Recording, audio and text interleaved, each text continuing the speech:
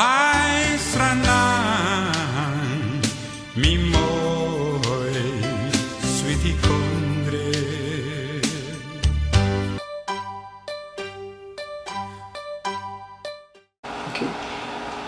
Kijkers, goedenavond. Hier zijn we dan weer. En zoals beloofd heb ik u gezegd dat we in opeenvolgende programma's wederom zullen komen met ingenieur de Mungra. Omdat we weten dus dat hij veel werk verzet heeft in het plan zonder plan. Geen ontwikkeling. Dat is eigenlijk een stokpaardje die hij sinds jaar en dag heeft. Want ik moet u zeggen dat de heer Mungra niet zomaar een politicus is hoor. Echt niet. Hij heeft het van kleins af. Hij is met een paplepel ermee opgegroeid. En daarom kan hij zo vlot daarover praten. En daarom is zijn visie ook gericht op Suriname. Dus mensen in Suriname, die moeten ook leren luisteren naar wat er allemaal gezegd wordt over deze plan van aanpak. Daarom, goedenavond. Ja, goedenavond luisteraars en goedenavond Joyce. Ja, kijk, we hebben het de vorige keer ook al gehad over bepaalde zaken. Maar één zaak die toch wel in het oog springt, ook in dit plan, is hoe omgegaan wordt met het geld van Suriname. Mensen komen aanzitten, ze zitten voor een jaar. Mensen, ja, een jaar minister, daarna zijn ze voor hun leven lang directeur. Met een directeursalaris worden ze naar huis gestuurd.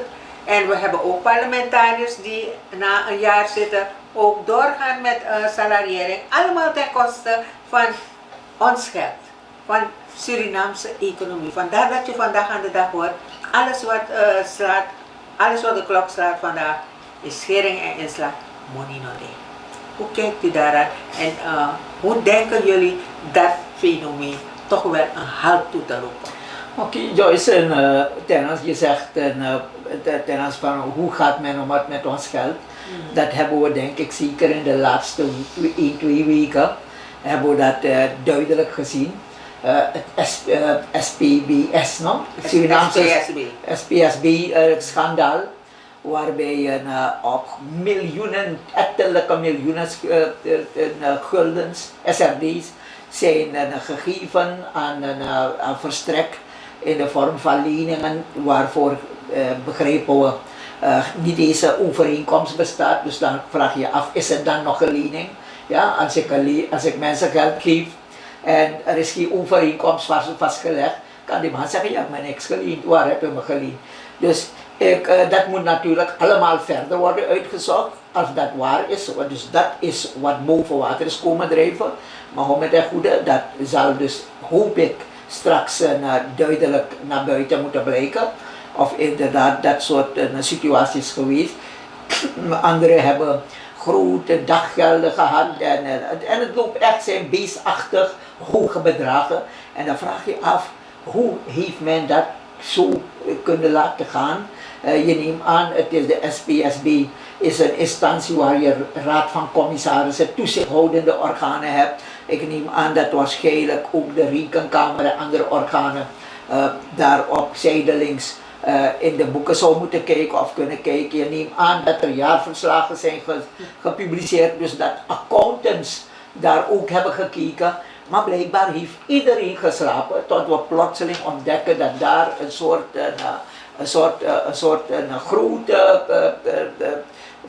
grote pot was, een nyampatu, waar iedereen die daar behoefte aan had, eruit heeft mogen graaien. Dus hoe we aankijken tegen hoe men met onze gelden omgaat, denk ik dat die kwestie SPSB ons dat duidelijk heeft verteld. Maar er zijn andere dingen en het is inderdaad zo, Joyce, je merkt bij iedereen, ik ben vaak op het veld en overal, elke burger ergert zich rood aan met name die kwestie van de zogenaamde de salarissen van ministers, DNA-lieden en dan nog al die wisselingen. Er is recentelijk nog is gebleken dus dat er alleen maar in deze afgelopen 9 jaar 66 ministers zijn gewisseld. En daar hebben we nog in de voorgaande periode vanaf de reform is er meer dan 100 zoveel ministers die zijn gewisseld. En wat hebben we? We hebben allerlei beloningsstructuren en regelingen. waarbij mensen ook, als hebben ze na een jaar al, kunnen ze daarna rekenen naar hun pensioen toe en in vele gevallen, ja, direct nadat ze af zijn van de minister of je assemblielid zijn, kunnen rekenen op vorstelijke inkomsten en zonder in feite daar arbeid voor te verrichten. En dat is natuurlijk een zeer kwalijke zaak. Dat kan niet. De samenleving ergert zich. Het is een stukje onrecht. En wat we merken is, daar het gevolg kunnen trekken, is dat opeenvolgende regeringen in de afgelopen jaren, en met name de DNA eigenlijk, is behoorlijk tekeer gegaan op het stuk van zelfbeoordelen en zorgen van jezelf. Dus het is bijna een mentaliteit die eerst gaat heersen van eerst ik en dan de andere stikken. Begrijp je? Daarna kijken we. Terwijl we zitten in een land waar de pot is heel dun, ja. En wanneer de pot dun is, dan moet je ook kijken hoe kunnen we die koek gelijkmatig verdelen. Als we zeggen, een ambtenaar verdient een bepaald bedrag, laten we zeggen, een gemiddelde ambtenaar op middelbaar niveau verdient 3000. En u als DNA-lid of zo bent ook, misschien bent u ook middelbaar opgeleid of hoger opgeleid. Dan kan je niet 24.000 bijvoorbeeld 5-6 maal zoveel gaan verdienen. Het moet een beetje in harmonie, in verhouding zijn. En dat zijn kwalijke zaken, dat stoort de mensen. Want als het eenmaal slecht gaat en jij hebt op je genomen. Maar laten we één ding niet vergeten, Joyce. DNA-werk, assembleewerk, politicus zijn. Niemand heeft jou verzocht om dat te worden. Ja? Jij hebt op je genomen dat je ten behoeve van de gemeenschap wil werken. Waarom? Ja, misschien anderen doen het voor zijn karma. Dat zijn de goeie.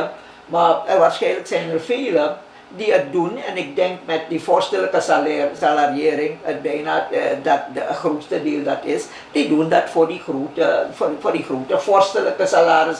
Want die stond op je 5 jaar. Is jouw hele leven geboterd. Totdat wanneer je weer in die lijkkist komt, is jouw leven geboterd. Je hoeft niet bang te zijn, die zit in haar probleem. Met elke verhoging ga je vooruit, met allerlei toestanden. Dus het is een gezettelde job. En vandaar dat veel mensen dat graag willen. Er zijn een aantal dingen die gewoon weg moeten en veranderd moeten. Als u weet, er is een zogenaamde die gouden regel van de DNA-leden. Waarbij wanneer iemand DNA-lid is, laten we zeggen hij is 25 jaar, ja, en hij is een paar jaar DNA-lid en hij is daarna af, dan hoeft hij gewoon een brief te schrijven van ik wil een aanspraak maken op het salaris van een beleidsmedewerker. Dan krijgt hij het. En dan, ik weet niet, ik dacht een beleidsmedewerker kost tussen de 10 en 15.000, 16.000 af vinden, zonder geen ene jota uit te halen. Begrijp je, gewoon op je lauweren te gaan rusten, ga je dan gelden krijgen terwijl. En daar gaat het om. Men maakt steeds die grote fout om te denken dat het een salaris is. Dat ding heet, en laat men goed in alle woordenboeken gaan kijken en alle betekenis. Het ding heet tegemoetkoming, ja, een schadeloosstelling. Je wordt schadeloos gesteld voor iets wat je moet doen. Wanneer het ophoudt en je hebt die schade niet meer, dan behoor je geen schadeloosstelling. Maar je wil daaruit aan ontlenen, pensioen en allerlei dingen en salarissen en vaste salarissen. Want van schadeloosstelling, wanneer je in die beleidsmedewerkerstoel komt, of je komt in die onderdirecteursalarisrace of die directeur, dan praten we niet meer over schadeloosstelling. Dan ben je daar met de salaris bezig. Dus ik vraag me af of misschien niet eens een rechtszaak moet worden begonnen tegen deze leden. Wanneer er staat je recht hebt op een schadeloosstelling en je gaat op basis van dat DNA-lidschap zijn of ministerschap zijn, ga je beroepen op een vaste salaris, een vaste inkomen. Ik denk dus dat het gewoon een stukje algemene en een schaamteloze malversatie is in mijn ogen. Ik denk dat het niet hoort. Ik denk dat het in mijn ogen is het gewoon een stukje diefstal. En ik denk dat daar paal en perk moet worden gesteld. Het moet onmiddellijk terug. Wanneer je geen DNA hebt, ik kan meegaan als je zegt van oké, je moet terugkoppelen naar jouw eerder leven. Je liefde eerst iemand die niet van tevoren rijk was. Je was een kleine middelklasse en opeens verdien je 25.000 en leef als een lord. Dan heb je misschien die terugkoppeltijd even nodig om tot jezelf, tot de plaats waar je was en waar je thuis hoort, terug te gaan. En dus kan ik mooi van zeggen van oké, 6 maanden nog kan je de geneugde nog daarvan hebben. Maar daarna moet het echt ophouden. Dit levert, een verschrikkelijke grote hobby is dat op de landsbegroting. Ja, al die DNA en die ministers vergoedingen. Ja, en ik denk dus dat we dit land daarvan moeten bevrijden. Het is overigens niet alleen wat betreft de DNA en de ministers, ook de onderministers, ook de vice lady, ook de vicepresident en de president. Het is die hele groep daarboven die een land moet leiden en die welvaart en welzijn hebben beloofd aan het volk, hebben eerst voor hunzelf die welvaart en welzijn zitten zorgen. En dat kan niet natuurlijk. Dus voor DNR geldt de gouden regel dat onze economie goed besteed moet worden. Want u hebt het erover gezegd dat mensen weggaan. Ze zouden eventueel een 6 maanden overbruggingstoelage kunnen krijgen. Maar ik ga u ook zeggen dat mensen van de NDP die weggaan en naar een andere politieke partij gaan, die krijgen niks. Ik weet waarover ik praat. Ik ga geen namen noemen, maar er zijn mensen die bij de NDP waren en naar een andere politieke partij zijn gegaan en ze krijgen niks. Terwijl ze zoveel brieven hebben geschreven. Ze willen werken daarvoor, ze willen op een ministerie werken, maar het wordt ze onthouden. Dus jullie hebben echt veel werk aan de winkel, gelet op de fragiele economie die Suriname tast. Ja, en er is natuurlijk meer geschreven over het hebben van 2-3 baantjes. Ja. Ik bedoel, je kan geen 3 heren dienen en 3 salarissen krijgen, maar je werkt maar voor 1. Wat daar komt in de praktijk op. Dus er is een heel stukje onrecht in dat hele beloningsstelsel van laten we zeggen, de landsbestuur en ook de DNA-leden meegenomen. En daar moet weer orde op zaken. Het moet terug worden gebracht naar proportie. Het moet worden gebracht naar eerlijke en aanvaardbare normen en grenzen. Maar daarom gesteld, je komt in een positie te verkeren dat je ook in de regering mag zitten bij de komende verkiezingen. En je gaat dit voorstellen. Denk je dat je iedereen op jouw hand gaat krijgen? Kijk, vandaar dus dat het hangt af hoeveel mandaat krijg ik. Als het volk mij die mandaat geeft, en je geeft, laten we zeggen, net als president Macron, die man had niet deze partij. Hij is met zijn plan gekomen en de volgende keer had hij van die 600 zetels, dacht ik, meer dan de helft, bijna 2/3. Men heeft hem toen een mandaat gegeven om dingen te doen. Als je maar wat mandaat geeft, dan zou ik dat kunnen doen, maar wanneer u mij in positie brengt dat ik toch in consensus ga moeten werken, dan gaat het erom van dan ga ik proberen van al die goede dingen kijken, zoveel mogelijk wat ik kan doorkrijgen, totdat ik natuurlijk een keertje in de positie kom om dat allemaal door te drukken. Begrijp je? Maar dus dat is helemaal in handen van het electoraat. Zij bepalen, de wil van het volk is het wil van God, zegt mij, Vox Populi, Vox Dei. Maar u mag wel uw borst nat maken, het gaat niet van een leidakje komen.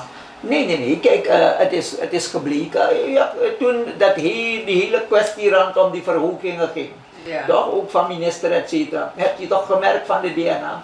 Er zijn toen voorbeelden gesteld van wij gaan dat salaris niet accepteren. Ik heb begrepen dat iedereen tot nu toe allemaal hebben geaccepteerd. En hebt u ooit een van de bel getrokken van we zouden toch kijken naar dat ding of we het niet terug moeten brengen. Ze houden zich stil. Ze zijn Oost-Indisch doof geworden daarvoor. En dus in de praktijk wil niemand natuurlijk achteruit gaan. Ook al is het zo dat het onrechtmatig is en dat je daarmee bezig bent het bloed van het volk te helpen opdrinken. Maar blijkbaar is dat een menselijke zwakte. Laten we daarop houden. Ja, dus dat bedoel ik, want die 99 ministers, die zullen ook niet gaan accepteren dus dat ze thuis zitten en niks krijgen. Misschien willen ze ook niet meer gaan werken. Klopt, dus dat Ja, is het dus probleem. jullie gaan echt veel werk hebben. Er zullen harde noten gekraakt moeten worden om dit fenomeen tot het verleden te doen behoren. Klopt, Joyce, dat moeten we dus zeker gaan doen. Succes daarmee, ik Ja, hoop ja. je het allerbeste en dat Zeker. jullie mag lukken, dat Suriname gevrijd wordt van de behoeften die we hier hebben.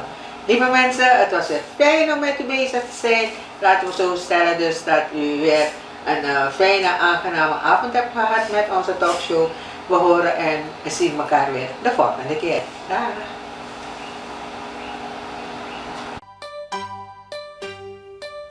I